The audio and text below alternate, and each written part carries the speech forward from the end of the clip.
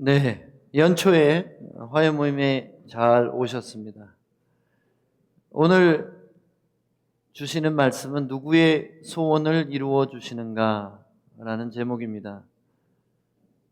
본문은 우리 소망의 교회와 300 베이스가 묵상하고 있는 사무엘하 본문입니다. 7장 1절부터 17절 말씀입니다. 조금 긴데요. 제가 읽어드릴 텐데 여러분 눈으로 따라오시기 바랍니다. 여호와께서 주위의 모든 원수를 무찌르사 왕으로 궁에 평안히 살게 하신 때에 왕이 선지자 나단에게 이르되 볼지어다 나는 백향목 궁에 살거늘 하나님의 교회는 휘장 가운데 있도다. 나단이 왕께 아뢰되 여호와께서 왕과 함께 계시니 마음에 있는 모든 것을 행하소서 하니라. 그 밤에 여호와의 말씀이 나단에게 임하여 이르시되 가서 내 종 다윗에게 말하기를 여호와께서 이와 같이 말씀하시되 내가 나를 위하여 내가 살 집을 건축하겠느냐. 내가 이스라엘 자손을 애굽에서 인도하여 내던 날부터 오늘까지 집에 살지 아니하고 장막과 성막 안에서 다녔나니 이스라엘 자손과 더불어 다니는 모든 곳에서 내가 내 백성 이스라엘을 먹이라고 명령한 이스라엘 어느 지파들 가운데 하나에게 내가 말하기를 너희가 어찌하여 나를 위하여 백향목 집을 건축하지 아니하였느냐고 말하였느냐. 그러므로 이제 내 종 다윗에게 이와 같이 말하라. 만군의 여호와께서 이와 같이 말씀하시기를 내가 너를 목장 곧 양을 따르는 데서 데려다가 내 백성 이스라엘의 주권자로 삼고 네가 가는 모든 곳에서 내가 너와 함께 있어 내 모든 원수를 내 앞에서 멸하였은즉 땅에서 위대한 자들의 이름같이 내 이름을 위대하게 만들어 주리라. 내가 또 내 백성 이스라엘을 위하여 한 곳을 정하여 그를 심고 그를 거주하게 하고 다시 옮기지 못하게 하며 악한 종류로 전과 같이 그들을 해하지 못하게 하여 전에 내가 사사에게 명령하여 내 백성 이스라엘을 다스리던 때와 같지 아니하게 하고 너를 모든 원수에게서 벗어나 편히 쉬게 하리라. 여호와가 또 내게 이르노니 여호와가 너를 위하여 집을 짓고 내 수완이 차서 내 조상들과 함께 누울 때에 내가 네 몸에서 날 내 씨를 내 뒤에 세워 그의 나라를 견고하게 하리라. 그는 내 이름을 위하여 집을 건축할 것이요 나는 그의 나라 왕위를 영원히 견고하게 하리라. 나는 그에게 아버지가 되고 그는 내게 아들이 되리니 그가 만일 죄를 범하면 내가 사람의 매와 인생의 채찍으로 경계하려니와 내가 내 앞에서 물러가게 한 사울에게서 내 은총을 빼앗은 것처럼 그에게서 빼앗지는 아니하리라. 내 집과 내 나라가 내 앞에서 영원히 보존되고 내 왕위가 영원히 견고하리라 하셨다 하라. 나단이 이 모든 말씀들과 이 모든 계시대로 다윗에게 말하니라. 아멘. 제가 읽을 동안 정신을 놓고 계신 분이 혹시 계셨나요? 무슨 내용인지 잘 이해하셨어요? 내용인즉슨 이렇습니다. 이게 1800년대 말에 번역된 걸로 하니까 말이 어렵잖아요. 저같이 국문학을 전공한 사람이 아니면 별로 한 번에 확 오지 않습니다. 그래서 제가 부끄럽지만 전공자로서 여러분에게 요약 설명을 해드리겠습니다. 다윗은 이제 12지파의 왕으로 세워졌습니다. 그의 나이가 30살이 됐어요. 처음에는 유다 지파와 베냐민 지파의 왕으로 세워졌다가 7년 6개월 동안 유다와 베냐민의 왕 노릇을 했어요. 사울의 아직 살아 있었기 때문에 그들이 왕노릇을 이어받으려고 했던 겁니다.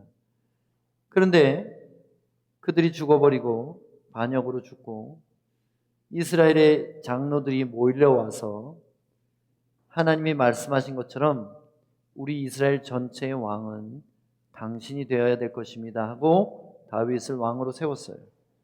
그래서 이제는 쫓길 일도 없고 싸울 일도 없고 이스라엘 모든 지파가 다윗을 왕으로 인정하고 따르게 되었습니다. 하나님께서 다윗에게 힘과 능력을 주셔서 주변 나라들이 꼼짝을 못했어요. 다윗이 이렇게 평안하게 지내게 될 때 여부스족이라는 종족이 아직도 예루살렘에 살고 있었는데 그 여부스 성을 쳐서 그 성을 다윗성이라고 명령을 했습니다. 지금 예루살렘 성의 남동쪽에 요만한 지역이에요. 지금 놀이터가 돼 있거든요. 지금은 어린이 놀이터 같이 만들어 놨어요. 거기가 다윗성입니다. 그러니까 예루살렘 성의 남동쪽이에요. 한 부분이에요. 거기 다윗성을 짓고 왕궁이 생겼어요. 그래서 평안히 사는데 마음에 불편한 게 있는 거예요. 뭐냐면 언약궤를 메고 와서 천막 쳐놓고 그 가운데 모셨는데 그게 불편한 거예요. 나는 이렇게 좋은 왕궁에 거하는데 우리 하나님의 언약궤는 저렇게 텐트 안에 아직도 있어가지고 우리 나라도 안정되고 정착했는데 성전을 지어야 되지 않을까? 이런 생각을 한 거예요. 하나님께 죄송해서. 그래서 왕의 책사이자 중보자인 나단 선지자를 불러서 물어본 거예요. 내가 이렇게 왕궁을 짓고 성전을 지어드리고 싶은데 어떻게 생각하냐? 그랬더니 나단이 당신 뜻대로 하소서 이렇게 대답하고 돌아갔는데 그 밤에 나단에게 하나님이 나타나셔서 야, 내가 지금까지 집 지어달라고 한 적이 있냐? 내가 12지파 누구에게 내가 내 집 달라고 그랬어? 너희들과 함께 있을 때 나는 늘 천막에 있었다. 다윗이 나를 위해서 무슨 집을 짓겠냐? 오히려 내가 그 기특한 마음을 받고 그의 집을 세워주리라.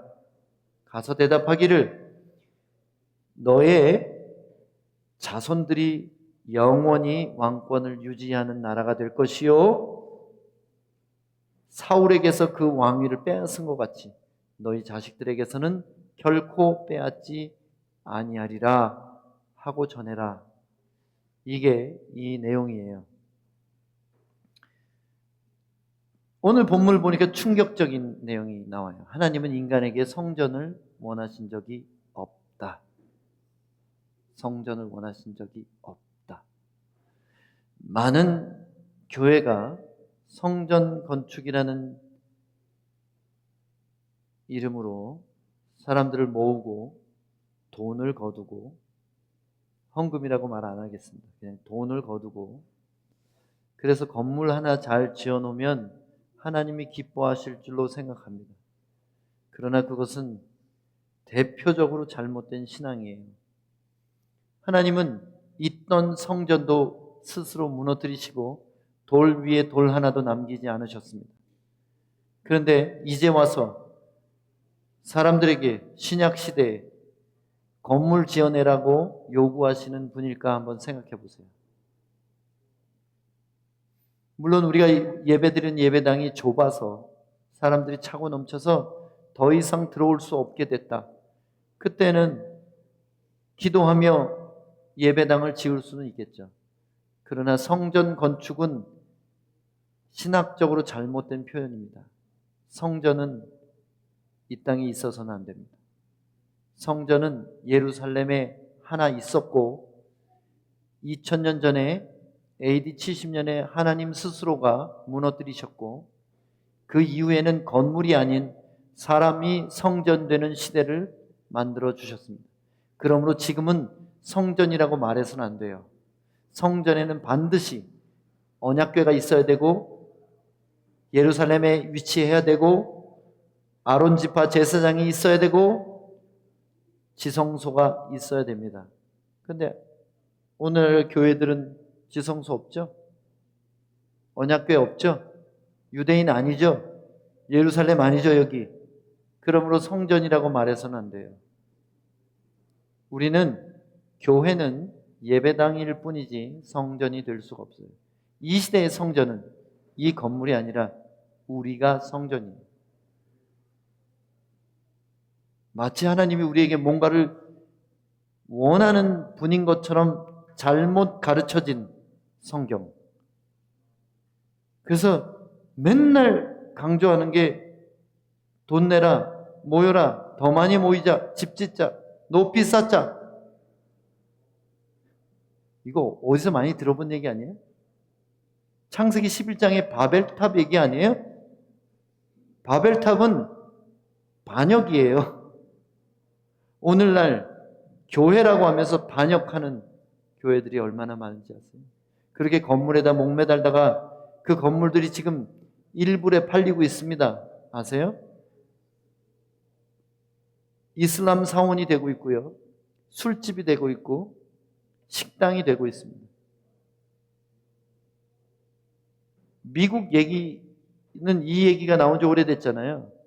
캐나다나 미국은 그런 게 굉장히 벌써 오래됐어요. 근데 지금 한국에서 교회 건물들이 술집이 되고 있습니다.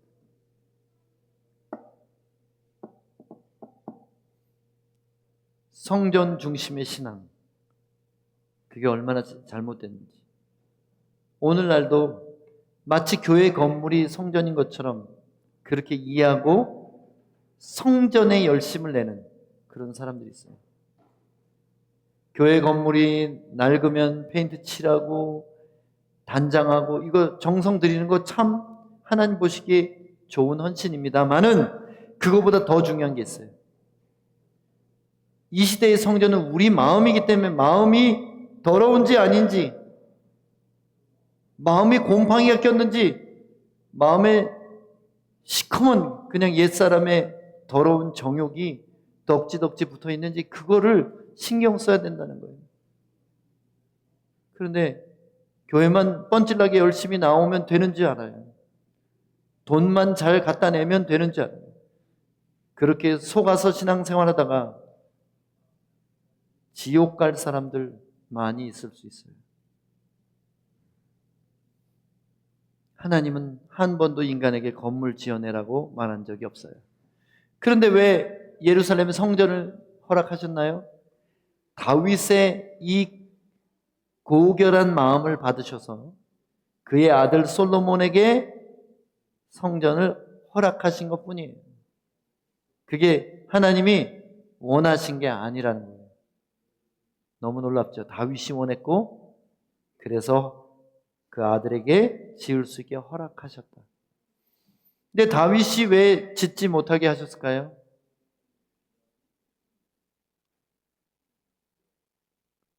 다윗이 왜 못 짓게 하셨을까요? 성경에 나온 이유는 다윗은 군인이라 왕이 되기까지 너무 많은 사람을 죽였어요. 비록 이방인들일지라도 사람의 피를 그 손에 많이 묻혔기 때문에 거룩하신 하나님의 성전을 지을 수 없다고 말씀하셨습니다. 오늘 다시 한번 본문으로 돌아가서 자기는 화려한 왕궁에 편안히 거하지만 하나님의 임재는 초라한 천막에 모셨다는 죄책감을 가지고 어떻게든 하나님을 위해 그럴듯한 왕궁을, 하나님의 왕궁을, 성전을 짓고 싶어하는 다윗의 마음이 여기 있었다는 거예요. 근데 하나님은 그 마음을 받으셨어요. 기쁘게 받으셨어요. 마음은 받으셨는데 그래, 마음만 받을게. 그리고 내가 오히려 너를 위하여 집을 짓고 세울 것이다.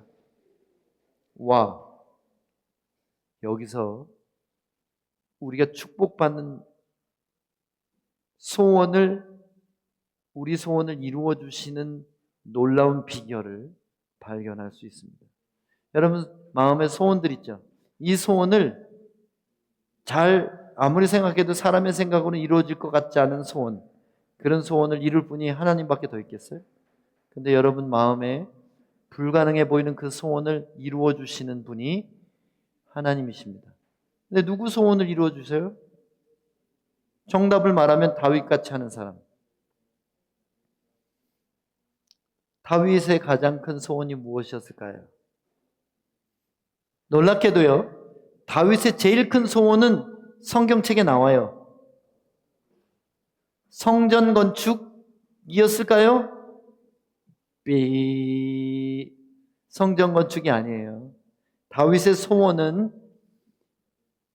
시편 27편 4절에 나옵니다. 내가 여호와께 바라는 한 가지 일, 그것을 구하리니 곧 내가 내 평생에 여호와의 집에 살면서 여호와의 아름다움을 바라보며 그의 성전에서 사모하는 그것이라. 다윗의 가장 큰 소원은 평생 하나님의 임재 앞에서 사는 예배자가 되는 것이었어요. 집 지어드리는 게 아니라 집을 지어드리려는 이유는 뭐냐면 그 집에서 모시고 싶은 거야, 하나님을. 천막에 갈 때마다 양심이 찔리는 거야. 나는 평안하고 아름다운 궁전에 있는데 하나님 이런 데다 모셨네. 그 생각을 한 거예요. 그러니까 다윗의 진짜 소원은 성전이 아니라 임재라는 거예요. 임재. 하나님의 임재가 그의 소원이에요. 내가 내 평생에 하나님을 바라볼 수 있었으면 좋겠습니다. 하나님이 내 앞에 계셨으면 좋겠습니다. 이게 내가 여호와께 바라는 한 가지 일, 딱 한 가지 소원만 말하라 그러면 이거라는 거예요. 왜 하나님이 다윗을 기뻐하셨는지 이해 가세요? 놀랍게도 다윗의 소원은 하나님을 바라보며 사모하는 것입니다. 그럼 다윗의 두 번째 소원은 무엇일까요? 이거는 굉장히 영적이고 아름답고 고상한 소원이죠. 그럼 두 번째 소원이 뭐였을 것 같아요? 그것도 성경에 나옵니다. 오늘 본문의 뒷부분에 나와요. 사무엘하 7장 후반부에 나옵니다. 29절에 보니까 이제 청하건대 종의 집에 복을 주사 주 앞에 영원히 있게 하옵소서. 주 여호와께서 말씀하셨사오니 주의 종의 집이 영원히 복을 받게 하옵소서 하니라. 무슨 뜻이냐면 내가 하나님의 임재 앞에서 평생 살아가고 죽을 거 아니에요? 그러면 내 아들도 내 손자도 그들이 나처럼 평생 하나님을 모시고 사는 자들이 되었으면 좋겠습니다. 언제까지? 영원토록. 이게 다윗의 두 번째 소원이에요. 하나님을 가장 사랑하죠. 그 다음에 누굴 사랑하겠어요? 자기 자식이잖아요. 그죠? 그 자식도 예배자가 되기를 원하는 거예요. 여러분 정말 이런 소원이 있습니까? 자녀를 가지신 부모님들, 내가 평생 내가 하나님께 예배자로 다윗처럼 하나님을 사모하고 하나님을 기뻐하는 자로 살고 뿐만 아니라 내 자식도 그렇게 하나님께 평생을 예배자로 살기를 원하십니까? 그렇다면 여러분 소원을 하나님이 들어주실 거예요. 하나님이 택하셨던 그 앞에 왕이 누구예요? 사울이에요. 베냐민 지파의 사울. 이 왕도 하나님이 선택하셨습니다. 그런데 어떻게 하셨어요? 버리셨죠? 그의 아들들은 어때요? 버리셨어요. 다 죽었어요. 대가 끊어졌어요.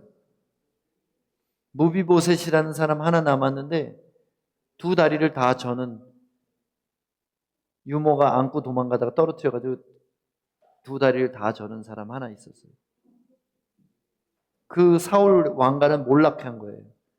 그것을 바라보면서 다윗은 이렇게 돼서는 안 되겠다. 내가 왕으로 권세를 누리고 하나님의 영광을 보고 살지만 내 당대에서 끝나고 내 다음이 비참해지면 내 마음이 행복할 수가 없다.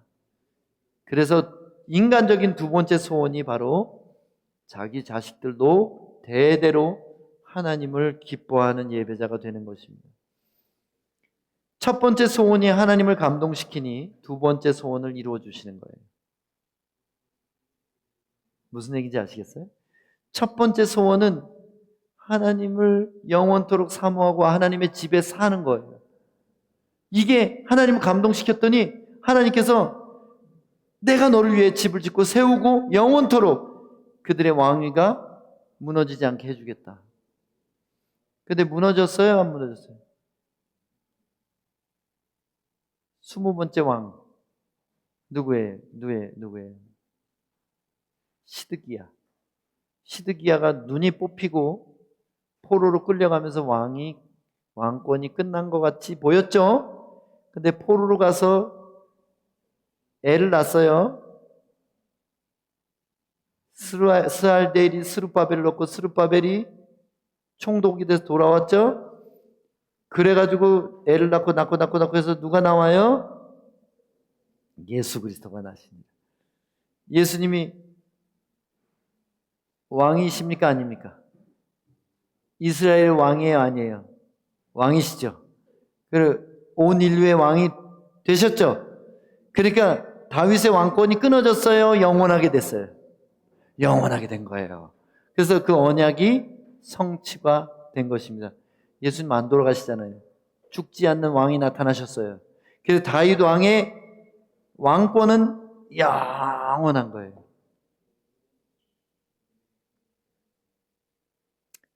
하나님은 우리가 무엇을 기쁘게 해드릴 수 있는 존재가 아니에요. 그분을 만족시킬 수 있는 존재가 아닙니다. 우리는 하나님을 그렇게 할 수가 없어요. 그런데 기특한 마음 가진 거 그거 하나 보시고 하나님이 우리를 위하여 소원을 이루어 주신다는 거예요.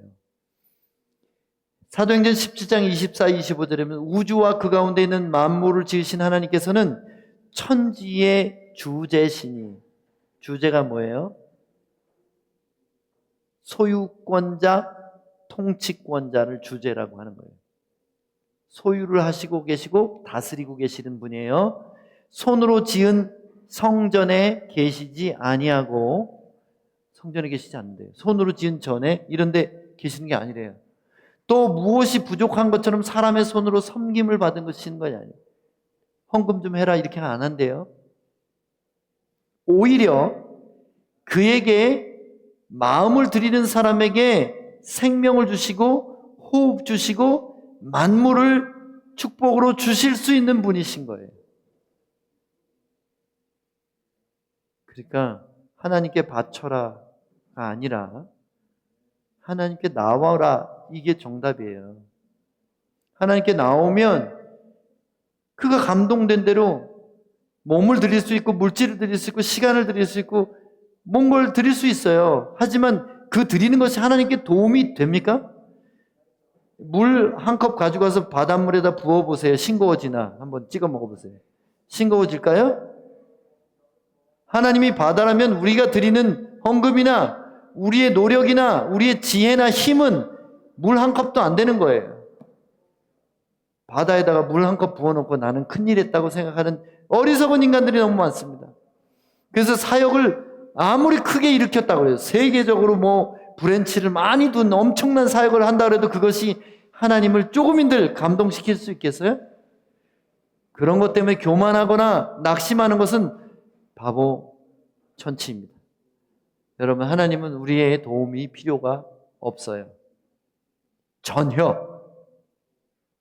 우리가 유능한다 한들 전능에 비교할 수 있겠어요? 전능과 유능을 비교하면 제로예요. 여러분, 수학의 무한대와 100만을 비교해 보세요. 100만은 0에 수렴합니다. 없어요. 하나님은 아무 도움이 안 돼요.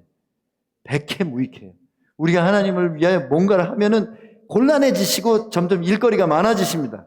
우리가 열심히 헌신할수록 하나님은 뒤치다거리를 많이 하셔야 돼요.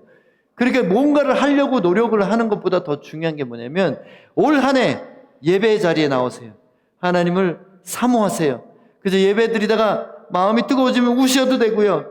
기도하셔도 되고, 누가 생각나면 하나님 용서한다고 말하고, 누가 생각하면 축복했다고 말하고, 그게 제일 원하시는 거예요. 하나님의 축복을 구하지 마세요. 하나님을 구하세요. 그러면 다른 축복은 그냥 패키지로 다 오게 돼 있어요. 하나님을 구하시면 하나님이 갖고 계신 모든 축복을 받을 수 있다는 겁니다. 시편 37편 4절 같이 읽어보겠습니다. 시작. 또 여호와를 기뻐하라. 그가 내 마음의 소원을 내게 이루어 주시리로다. 아멘. 하나님을 기뻐하면 하나님이 우리의 마음의 소원을 우리에게 이루어 주실 거랍니다. 근데 진짜 비싼 건데 오늘 또 여러분에게 공개하겠습니다. 공짜로 나눠드리겠어요. 제가 묵상하다가 받은 마음이에요. 소원이 즉시 이루어지는 비결입니다. 이건 너무 중요한 거예요. 소원을 가지면서 바로 이루어지는 게 있어요. 그 방법을 알려드릴까요? 다음 페이지 넘길까요? 여기서 기도하고 끝낼까요? 소원이 이루어지는, 즉시 이루어지는 비결.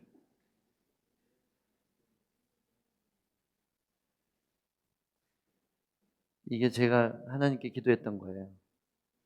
하나님, 나는 세상 다른 것을 기뻐하는 게 아니라 심지어 내 자식들이나 내 아내를 기뻐하는 것보다 하나님을 기뻐하는 게 내 소원입니다. 한번 생각해 보세요. 하나님을 기뻐하면서 하나님에게 나가는데 그가 가진 소원이 하나님을 기뻐하는 거래요. 그럼 하나님이 생각하실 때는, 그래 너 지금 나를 기뻐하잖아. 그 네 소원이 이루어진 거야. 그래? 그럼 내가 더 큰 기쁨을 너에게 주겠어. 그래서 예배의 자리에 나갈 때마다 이전에 가졌던 하나님의 임재가 아니라, 이전에 경험했던 그 기쁨이 아니라 더 천국의 기쁨에 가까운 세상을 잊어버릴 만한 기쁨을 부어주신다는 거예요. 이게 말이 되는 것 같습니까? 여러분 뭘 기뻐하세요? 어떤 분들은 사는 게 재미가 없어요. 그래서 나는 내가 가진 이 취미 생활이 유일한 기쁨이야. 나는 내가 키우는 이 강아지가 내 유일한 기쁨이야. 나는 우리 그냥 열심히 키운 자식 새끼 하나가 내 기쁨이야. 이런 분들이 있어요. 이런 사람들은 인간적으로는 괜찮은 사람일지 몰라도 하나님께는 관심거리가 될 수 없어요. 죄인들도 자기가 좋아하는 사람은 좋아하고 자기가 좋아하는 일은 좋아해요. 하나님의 관심사는 오매불망, 나를 정말 사랑하는가? 내가 정말 있다고 믿는가? 내가 돕는다고 확신하는가? 누가 그렇게 하고 있는가? 그걸 보시는 거예요. 그러니까 이거는 경쟁률이 그렇게 많지 않아요. 하나님을 목숨 다해 사랑하는 사람은 세상에 그렇게 많지 않습니다. 그러니 여러분 초대하는 거예요. 여러분 이게 얼마나 수지 맞는 일인지. 하나님을 사랑하면 재미없을 것 같죠? 제가 재미없게 산다고 생각하시는 분도 있겠지만 저 정말 재미있게 살아요.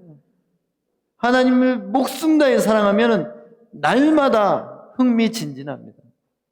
아침마다 성경 묵상하러 하루 시작하고 밤마다 하나님과 대화함으로 하루를 마감하는 게 종교적이고 지겨울 것 같은 사람들이 있습니까? 전혀 그렇지 않아요. 날마다 세상에 어떤 두려움이, 어떤 시끄러운 소리가 들려와도 평안한 것, 기뻐하는 것을 빼앗을 수 없어요. 여러분 이런 삶이 부럽지 않으세요? 여러분 이미 그런 분들 계시지만 혹시라도 오늘 밤에 오신 분들이나 온라인으로 예배드리는 분들 중에 마음에 염려와 두려움이 나를 자주 사로잡는다고 생각하시는 분들은 이렇게 올 한 해 결정하세요. 하나님을 기뻐하기로 결정하는 겁니다. 하나님을 기뻐하기로 결정하는 거예요. 하나님을 어떻게 기뻐해요? 하나님을 기뻐한다면 하나님을 알고 싶을 거 아니에요. 말씀 생활이죠. 하나님과 대화하고 싶을 거 아니에요. 기도 생활이죠. 그리고 하나님의 뜻을 알면 뭔가 움직여서 순종하고 싶을 거 아니에요. 이 세 가지가 합쳐진 것을 예배라고 하는 거예요. 말씀과 기도와 순종이 바로 예배의 핵심이라는 거예요. 그럼 올 한 해 우리가 예배자로 살기로 결정한다면 이미 우리는 하나님을 기뻐하기로 결정한 거예요.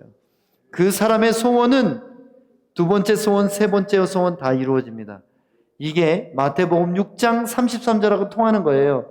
너희는 먼저 그의 나라와 그의 의를 구하라. 그리하면 이 모든 것을 너희에게 더하시리라.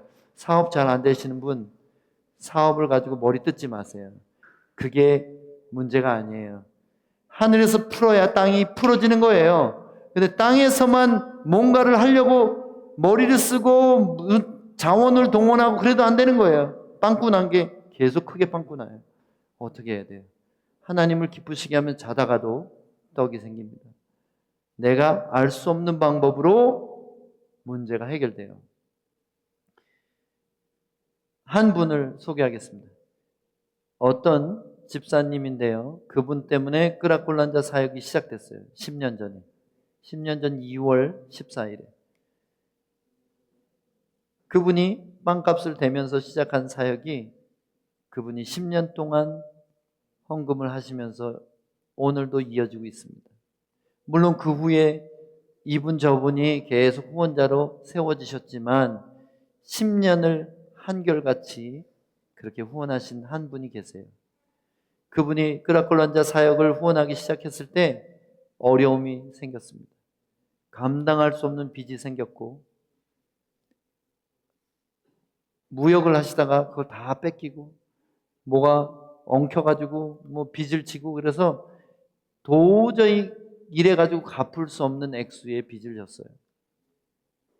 그런데 끄라꼴란자 헌금하기 시작하면서 어떻게 갚았는지 모르게 다 갚았어요. 작년 말에 우리 간사들 전부 밥 먹이고 전부 용돈 주셨어요. 그의 자녀들도 데리고 나왔어요. 사위도 나왔어요. 지금 그 사위도 끄라꼴란자 후원을 하고 있습니다. 자식들이 사업만 잘 되는 게 아니라 건강하고 행복하고 예수 잘 믿게 됐어요. 제가 기복신앙 얘기를 하는 게 아니에요. 오히려 반대입니다.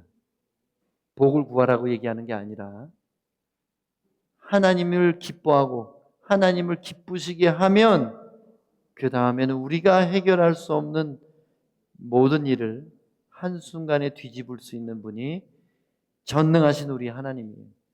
믿으려면 그렇게 믿고 말려면 말고 그냥 위로나 받으려고 교회 다니지 마세요. 교회 와가지고 찬송하면서 눈물 찔끔 흘리고 내가 위로받았어 이러지 마세요. 위로는 우리가 받아야 될 게 아니라 하나님이 받으셔야 돼요. 왜냐하면 우리 많은 죄 때문에 얼마나 속상하신데도 우리를 사랑하십니까? 그러니까 하나님을 위로해 드리는 게 예배예요. 그게 기도예요. 그게 순종입니다. 하나님을 기뻐하는 가장 큰 표현은 다윗의 고백처럼 성전에서 그의 아름다움을 사모하는 것, 곧 예배입니다. 2025년 여러분을 도전합니다. 예배 자리에 어찌됐든지 나와 보는 거예요. 예배 자리에 가장 사랑하는 사람들과 손잡고 나오세요. 그리고 예배 안에서 살아계신 하나님 만나세요. 종교가 아니라 좋은 말씀 듣는 게 아니라 목사를 만나는 게 아니라 보이지는 않으시지만 우리를 스쳐 지나시면서 우리의 상한 마음을 어루만 주시고 우리의 남모르는 눈물을 닦아주시고 우리의 고민거리에 대해서 세상이 줄 수 없는 지혜로운 방법으로 지혜를 주시는 그 하나님을 직접 만나시기를 축복드립니다. 아멘. 갑자기 꼬여버렸어요.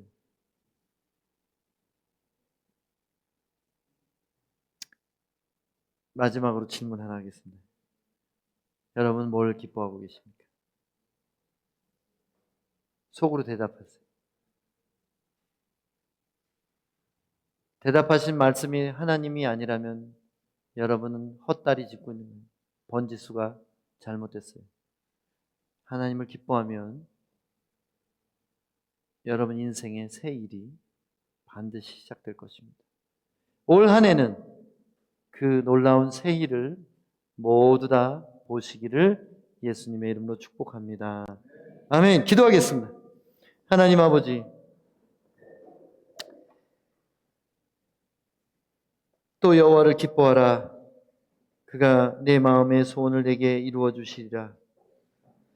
하나님을 기뻐하는 것이 우리의 소원이 되게 하시고, 그래서 올 한 해 예배 잘 드려서 살아계신 하나님의 임재를 뜨겁게 경험하고 저들의 삶의 다른 소원들까지, 해결할 수 없는 문제까지 다 이루어지는 놀라운 축복의 사람들, 다윗과 같은 사람들이 다 되게 하여 주시옵소서. 예수님 이름으로 기도합니다. 아멘.